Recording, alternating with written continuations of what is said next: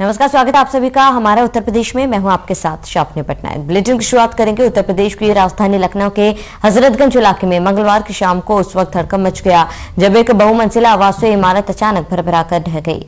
उसके मलबे में कई लोग दब गए। राहत की बात यह है कि इस इमारत से अब तक 14 लोगों को सुरक्षित निकाल लिया गया और 3-4 लोगों के अभी और दबे होने की संभावना है। इसके लिए रेस्क्यू ऑपरेशन जारी है। इस भयंकर हादसे में अब तक एक भी मौत की सूचना नहीं मिली है। यह हादसा इतना भयंकर था कि लखनऊ में बिल्डिंग गिरने की यह घटना जिसने भी देखी वो सहम गया। देर रात घायलों को राजधानी के श्यामा प्रसाद मुखर्जी अस्पताल पहुंचाया गया। ऊर्जा एवं नगर विकास मंत्री ए.के. शर्मा तुरंत घटनास्थल पर पहुंचे। वहीं उप मुख्यमंत्री विजेश पाठक घायलों का हालचाल जानने अस्पताल पहुंचे, जहां उन्होंने मीडिया कर्मियों से बातचीत करते हुए लखनऊ के सभी अस्पतालों को अलर्ट मोड पर रखने, एनडीआरएफ एसडीआरएफ टीम तैनात करने की बात भी कही। इसी के साथ उन्होंने कहा, अभी तक किसी प्रकार की किसी के मृत्यु होने की खबर नहीं है। हम प्रभु से कामना करते हैं सभी लोग अतिशीघ्र स्वस्थ हो जाएं।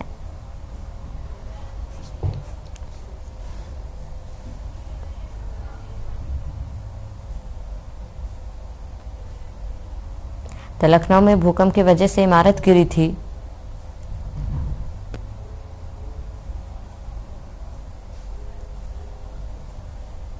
जिसके बाद डिप्टी सीएम वहां पर घायलों का हाल जानने पहुंचे।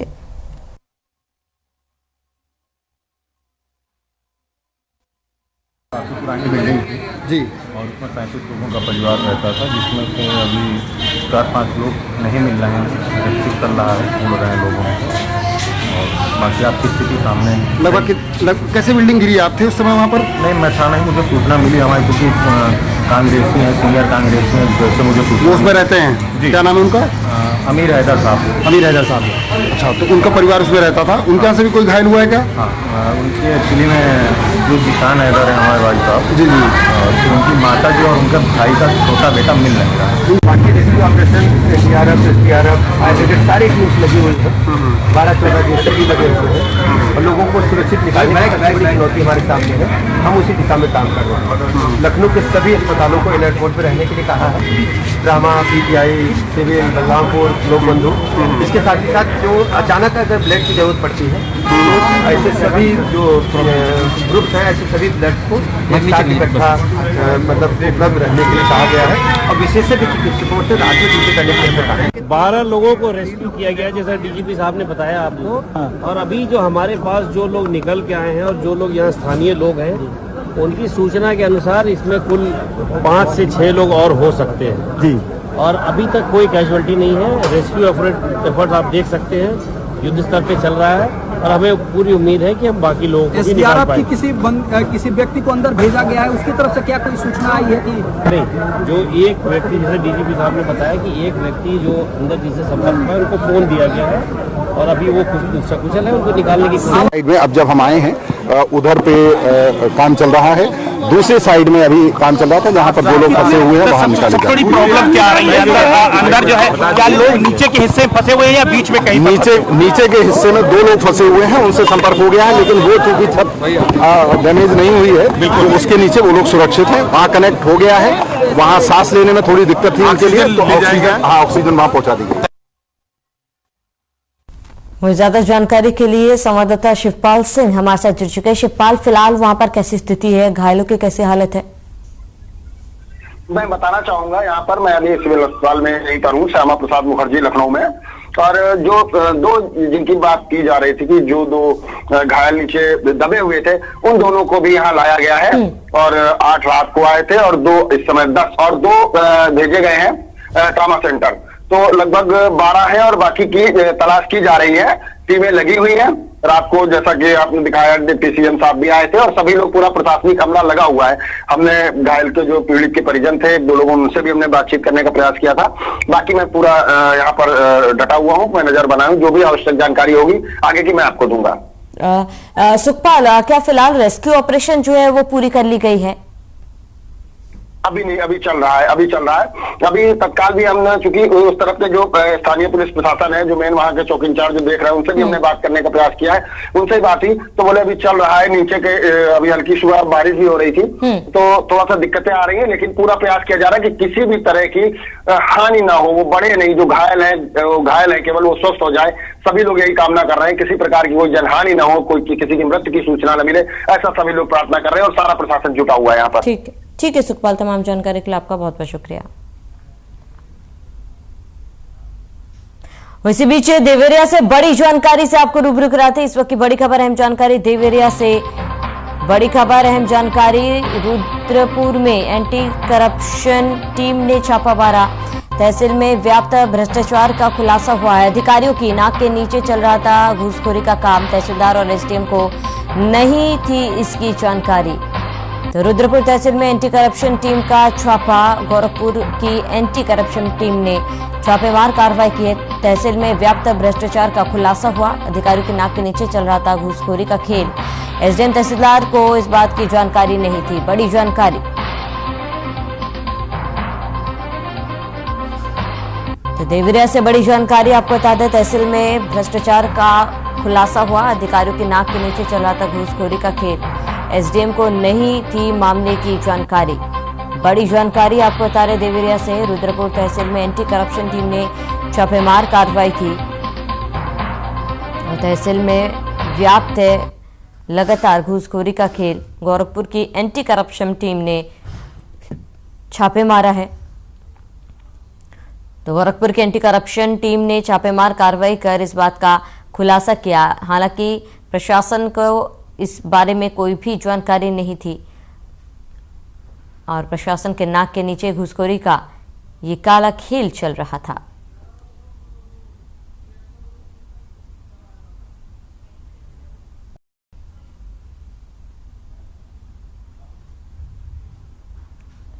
मिर्जापुर के सिटी क्लब में आयोजित स्थापना दिवस कार्यक्रम में पहुंचने भाजपा नगर विधायक रत्नाकर मिश्रा ने कहा कि रामचरितमानस पर टिप्पणी करने वाले स्वामी प्रसाद की मौर्य की बुद्धि एक तरह से खत्म हो चुकी है। दल बदलू व्यक्ति केवल अपना फायदा देखता है। सपा में जाने पर जनता ने नकार दिया, वह जिंदा नहीं रहेंगे, जिसे सपा ने एमएलसी बनाकर जिंदा रखा है। जनता से कट गए नेता की यही मौत है, जनता उन्हें माफ नहीं करेगी। सोचिए कि प्रभु श्री राम कैसे व्यक्ति थे, उस समय भी वहां लोकतंत्र कायम किया था। वो धोबी के कहने पर जगत जननी आदिशक्ति माता सीता को वाल्मीकि के आश्रम में भेज दिए। उस वक्त उन्होंने धरती वासियों को संदेश दिया कि राजघराने के लिए लोग वहां जाकर निवास कर सकती हैं। प्रभु राम ने माता शबरी के झूठे बेर तक खाए थे। तो यूपी स्थापना दिवस का कार्यक्रम में विधायक रत्नाकर मिश्रा पहुंचे। स्वामी प्रसाद पर उन्होंने जमकर निशाना भी साधा। नारायण रामायण पर भी उन्होंने कई बड़ी बातें कही।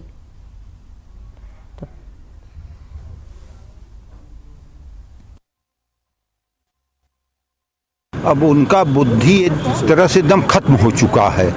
दल बदलू व्यक्ति भाजपा में समाचरित की तरह आया था और यहाँ फायदा लेने के बाद भागा, सोचा कि अब सपा का रहा है सरकार, वहाँ भागा।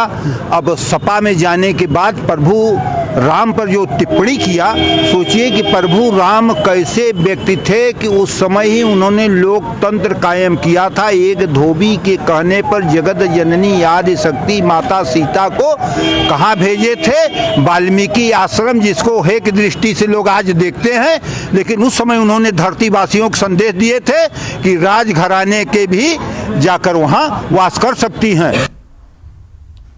वही खबर सोनभद्र की सियरिया ग्राम पंचायत से है, जहां 2 आरसीसी रोड का लोकार्पण किया गया। कार्यक्रम में मुख्य अतिथि के रूप में पूर्व सांसद कुंवर छोटेलाल शामिल हुए। इस दौरान उन्होंने कहा कि हर गरीब का घर पक्का होगा। सारी विकास की योजनाओं को हर गांव तक पहुंचाना सरकार की बड़ी उपलब्धि है। सरकारी योजनाओं से किसी को भी वंचित नहीं किया जाएगा। साथ ही पूर्व सांसद ने बताया कि नौगढ़ किला से होते हुए सोनभद्र विजयगढ़ किला संपर्क मार्ग झारखंड बॉर्डर तक हाईवे रोड पास हो चुका है।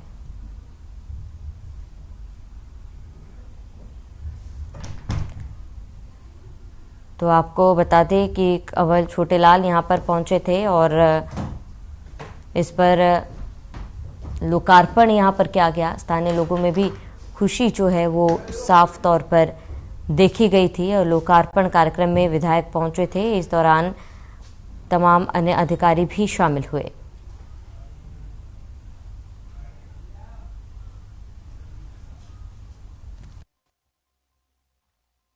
उत्तर प्रदेश की सरकार, योगी की सरकार और देश में मोदी जी की सरकार आदिवासियों के लिए, दलितों के लिए, पिछड़ों के लिए और सबका साथ सबका व्यवहार कर रही है। और एक रोड में ही सुअतकोट से मरपा चरगड़ा बिहार बॉर्डर तक यह रोड कई करोड़ों का हमने दिया है। और जिला पंचायत क्षेत्र का रोड का भी कार पक्की रोड चल रहा है, गांव-गांव सीसी रोड कार चल रहा है। और अभी मेरे पीरियड का स्टेट हाईवे रोड जो है कि नवगढ़ किला से सीधे अमिला धाम होते विजयगढ़ किला से लेकर के अमिला धाम और सोन नदी में जो पुल बन रहा है उसे झारखंड की ओर सीधे जा रहा है।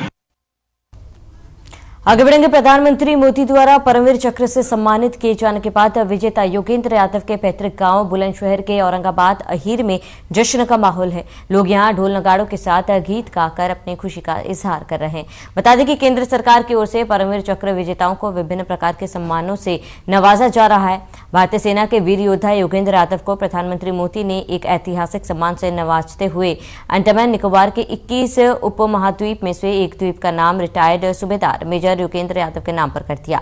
योगेंद्र यादव के नाम पर उपमहाद्वीप का नाम करने के बाद सूबेदार मेजर योगेंद्र यादव के पैतृक गांव में ग्रामीणों ने देश के प्रधानमंत्री का धन्यवाद करते हुए कहा कि यह उनके गांव, उनके परिवार, जनपद बुलंदशहर समेत पूरे देश के लिए गर्व की बात है।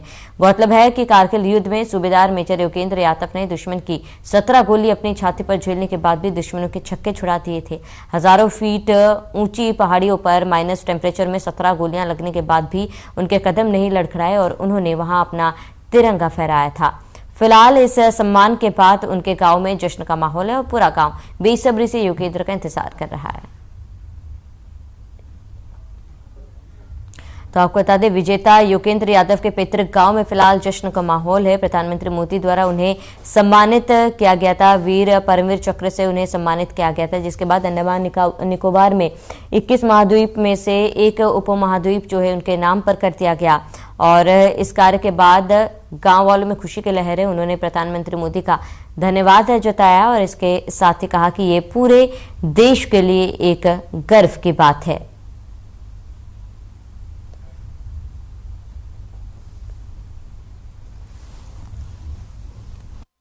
जब से क्या नाम है जी खबर सुनी है, मतलब हमारे लिए तो बहुत गर्व की बात है जी। और हमारा सौभाग्य है कि हम भी उसी गांव में जहां योगेंद्र भाई जन्म लिया और मतलब पूरे गांव में एक जश्न का माहौल है। और योगेंद्र भाई ने बहुत इसने ऐसे अवसर दिए जब उन्हें परमवीर चक्र मिला और कितने उन्होंने कार्यक्रम किए। अब देश के हर कोने कोने जाके वो युवाओं को प्रेरित कर रहे हैं, मोटिवेट कर रहे हैं और हर फील्ड में मतलब वो एक देशभक्ति भरने का काम कर रहे हैं।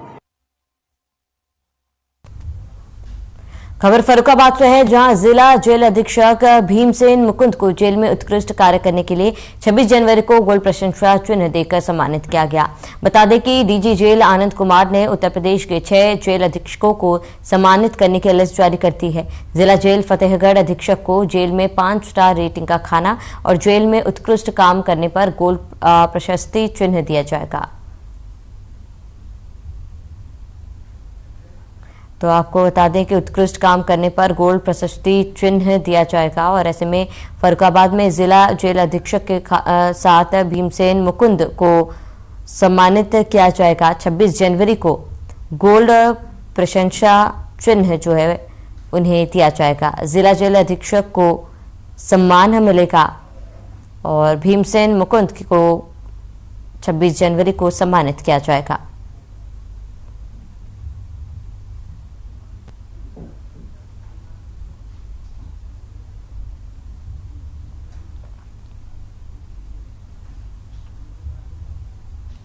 तो आगामी गणतंत्र दिवस को लेकर मथुरा में सुरक्षा व्यवस्था अलर्ट मोड पर है। आपको बता दें कि पुलिस की ओर से सुरक्षा को लेकर पुख्ता इंतजाम किए गए। इसी को लेकर आज सीओ सिटी अभिषेक तिवारी के नेतृत्व में पुलिस ने शहर के प्रमुख चौराहे और मेन बाजारों में रूट मार्च किया। इस दौरान सीओ सिटी भी इस रूट मार्च में मौजूद रहे और सुरक्षा व्यवस्थाओं को लेकर सीओ सिटी ने पुलिसकर्मियों को आवश्यक दिशा निर्देश दिए। सीओ सिटी अभिषेक तिवारी का कहना है कि गणतंत्र दिवस को लेकर चेकिंग अभियान चलाया जा रहा है। तो चेकिंग अभियान चलाया जा रहा है। सीओ ने पैदल मार्च किया और संदिग्ध लोगों की चेकिंग भी की। बता दें, गणतंत्र दिवस को लेकर जगह जगह पर सुरक्षा बढ़ा दी गई है और चप्पे चप्पे पर नजर भी रखी जा रही है। ऐसे में आने जाने वाले हर वाहन की चेकिंग की जा रही है और संदिग्ध पाने पर उनसे पूछताछ भी की जा रही है।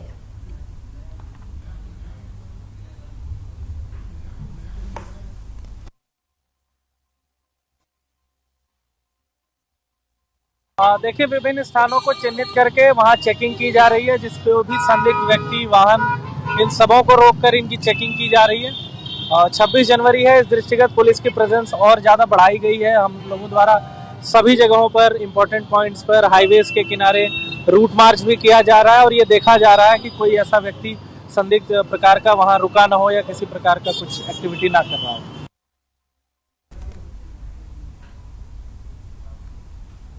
मुख्यमंत्री योगी आदित्यनाथ के महत्वाकांक्षी ग्लोबल इन्वेस्टर समिट के क्रम में बरेली के आईएमए सभागार में इन्वेस्टर समिट का आयोजन किया गया। प्रदेश के औद्योगिक विकास मंत्री नंदगोपाल गुप्ता नंदी, सांसद संतोष गंगवार, शहर विधायक डॉक्टर अरुण कुमार, कैंट विधायक संजीव अग्रवाल ने मां सरस्वती के पास दीप प्रज्वलित कर कार्यक्रम का शुभारंभ किया। इंडियन मेडिकल एसोसिएशन के सभी पदाधिकारी समेत करीब 500 निवेशकों ने 13,000 करोड़ के निवेश को अपनी सहमति दी। बरेली में food processing, tourism, textile, biofuel, electrical vehicle, dairy और एमएसएमई के क्षेत्र में निवेश को लेकर एमओयू पर हस्ताक्षर किए हैं। कार्यक्रम में उद्यमियों को इसके बारे में बताया गया किस तरह से बरेली अब अपने बांस, बेंत, जरदोजी के बाद टूरिज्म, फूड प्रोसेसिंग में अपनी पहचान बनाएगा।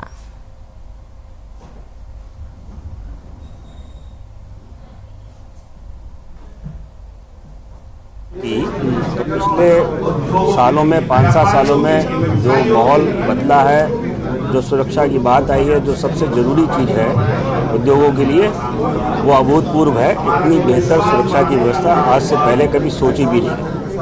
दूसरी जो ज़रूरत होती है वो इलेक्ट्रिसिटी होती है।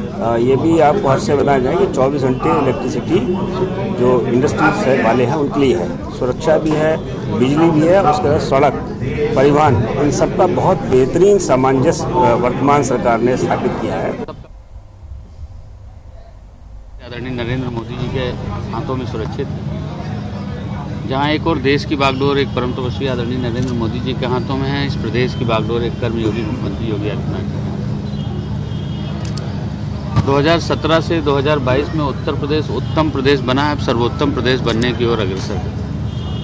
उत्तर प्रदेश में अपार संभावनाएं हैं और 2017 से 2022 में ये सिद्ध करके दिखाया गया। तो सुबह के राष्ट्रीय अध्यक्ष ओम प्रकाश राजभर बस्ती दौरे पर रहे, जहां उन्होंने विपक्ष पर तंज कसा और कहा कि बागेश्वर धाम के धीरेन्द्र शास्त्री के बयान पर उन्होंने कहा है कि देश संविधान से चलता है, संविधान में कहीं नहीं व्यवस्था है और देश में दूसरी व्यवस्था लागू किया जाए। यहाँ तमाम धर्म और मजहब के लोग रहते हैं, क्या हिंदू राष्ट्र बना करके देश से सबको निकाल देंगे? जगह का नाम रख देने से सिस्टम नहीं बदलता, विचार बदले। देश की मूलभूत समस्या पर बाबाओं को ध्यान देना चाहिए। कोई भी धर्म और मजहब आपस में लड़ने की इजाजत नहीं देता। धर्मांतरण के मुद्दे पर उन्होंने कहा कि धर्मांतरण क्यों होता है, बाबा साहब ने धर्मांतरण क्यों किया, वह समय छुआछूत, भेदभाव, जात पात चरम पर था। बाबा साहब ने कहा हम समस्त स्वतंत्रता में रहना चाहते हैं, न्याय जहां है वहां रहना चाहते हैं। आजादी के 75 साल बाद भी वांछित समाज को हिस्सा नहीं मिला है, समस्याओं पर कोई चर्चा नहीं करता। कुछ दिन बाद राम रहीम की तरह सब बाबा जेल में रहेंगे।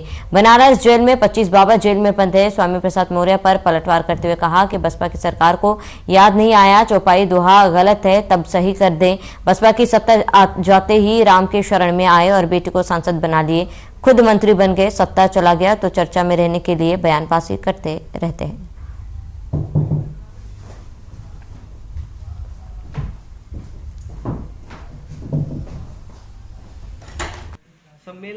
देखिए, 4 बार सरकार रही बहुजन समाज पार्टी की, वो बहुजन समाज पार्टी में थे, तब उनको याद नहीं आया कि ये चौपाई, ये दोहा गलत है, इसको हम ठीक कर दें।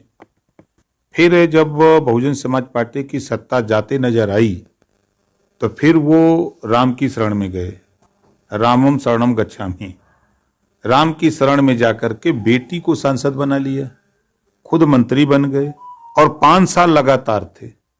तो 5 साल में उनको ये बात याद नहीं आई। जब फिर सत्ता चली गई, वो चले गए, सपा में सरकार नहीं बनी, तो अब कोई जानता नहीं था, कोई चर्चा नहीं। तो चर्चा में आने के लिए इस तरह के बयान के चश्मे के पावर अब पढ़ने के अलग अलग होते हैं, तो उनको चश्मा थोड़ा पावर वाला लगवा लेना चाहिए। गोरखपुर एयरफोर्स स्टेशन पर नो योर फोर्स नामक कार्यक्रम आयोजित किया गया। इस कार्यक्रम में आम लोगों के साथ साथ स्कूली बच्चों को भी आमंत्रित किया गया। इस दौरान 3 जैगुआर विमानों ने अपनी उड़ान और लैंडिंग से लोगों को प्रभावित किया, तो वही किरण लड़ाकू विमान ने लोगों को अपनी ओर आकर्षित किया। बता दें कि गोरखपुर एयरफोर्स में आयोजित कार्यक्रम में सबसे पहले MiG-17 हेलीकॉप्टर से पुष्प वर्षा की गई। उसके बाद 3 जैगुआर विमानों ने रनवे से उड़ान भरी और फिर सूर्य किरण के 3 जहाजों ने रनवे से उड़ान कर रोमांच पैदा कर दिया और उसके बाद गरुड़ एयरफोर्स के स्पेशल जवान हेलीकॉप्टर से उतरकर अपनी कला का प्रदर्शन किया।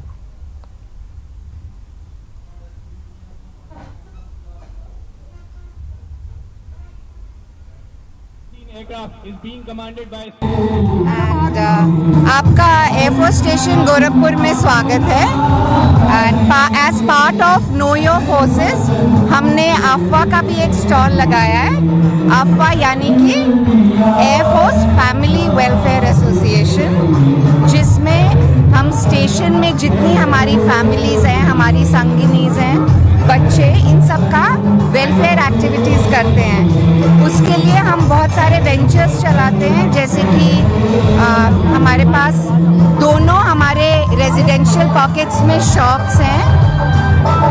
अपार्ट फ्रॉम दैट हम NTT क्लासेस चला रहे हैं, डांस क्लासेस हैं, देन हमारे ट्यूशन क्लासेस चलते हैं। बहुत अच्छा लग रहा है और मेरा फर्स्ट टाइम है, तो आई एम वेरी एक्साइटेड। अभी आई एम जस्ट वेटिंग और काफ़ी मज़ा आ रहा है। क्या कुछ देखा आपने और क्या चीज़ें थी जो आप इससे पहले आपने कभी नहीं देखी? तो अभी मैंने सूर्य किरण को फ्लाई करते हुए देखा था एंड इट वाज अमेजिंग, तो मुझे वो देख के भी बहुत मज़ा आया। और क्या कुछ जानने को मिला यहाँ पे एयरफोर्स के बारे में? अपने फोर्सेस के बारे में जानने के लिए मिला, इनके सारे यूनिट्स हैं, उनके सारे स्टॉल्स देखे, तो काफ़ी अच्छे हैं। हमीरपुर जिला अस्पताल में 3 साल से ऑर्थो सर्जन नहीं है। गंभीर मरीजों को कानपुर और बांदा रेफर कर दिया जाता है। उप मुख्यमंत्री और स्वास्थ्य मंत्री ब्रिजेश पाठक ने 26 नवंबर को ट्वीट कर ऑर्थो सर्जन की तैनाती के लिए प्रमुख सचिव स्वास्थ्य को आदेश दिए थे, लेकिन 2 माह बाद भी तैनाती नहीं हो सकी। इससे जिला अस्पताल पहुंचने वाले मरीज दर्द से कराहते रहे। मेरी लाइट भी बढ़ा लेना, उसी में लाइट भी तो हमारे यहाँ ऑर्थो सर्जन लगभग 1 साल होने जा रहा है, नहीं है। डॉक्टर के मिश्रा थे, उनका ट्रांसफर के बाद कोई नहीं आया। ऑर्थो सर्जन न होने के कारण यहाँ के जितने भी हड्डी के संबंधित पेशेंट हैं सब लोग कानपुर रेफर करते हैं। जनरल जो हमारा डॉक्टर है वो बैठता है, OPD करता है, लेकिन क्रिटिकल केस में वो कुछ नहीं कर सकता। क्या कारण है कि यहाँ डॉक्टर नहीं आ रहे हैं? अब ये कारण तो हम नहीं कुछ बता सकते। ये सरकार पॉलिसी बनाती है, जो भी जैसी पॉलिसी में होता है, क्योंकि हमारे हड्डी का तो है ही नहीं है, कोई सर्जन भी नहीं इस समय, कोई बच्चों का भी डॉक्टर नहीं है, कोई रेडियोलॉजिस्ट भी नहीं है। 4 डॉक्टर हमारे बिल्कुल 4 डिपार्टमेंट बिल्कुल बंद चल रहे हैं। तो रामचरितमानस को लेकर की गई विवादित टिप्पणी के बाद समाजवादी पार्टी के नेता और MLC स्वामी प्रसाद मौर्य की मुश्किलें बढ़ गई है। दरअसल उनके खिलाफ लखनऊ में FIR दर्ज की गई। जानकारी के मुताबिक ऐशबाग के शिवेंद्र मिश्रा ने उनके खिलाफ FIR दर्ज कराई। स्वामी प्रसाद मौर्य ने हाल ही में रामचरितमानस को लेकर विवादित बयान दिया था। उन्होंने कहा था कि कई करोड़ लोग रामचरितमानस को नहीं पढ़ते, सब बकवास है। यह तुलसीदास ने अपनी खुशी के लिए लिखा। सरकार को इसका संज्ञान लेते हुए रामचरितमानस से वो आपत्तिजनक अंश उसे बाहर करना चाहिए या इस पूरी पुस्तक को भी बैन कर देना चाहिए। स्वामी प्रसाद के इस बयान के बाद जमकर हंगामा हुआ था।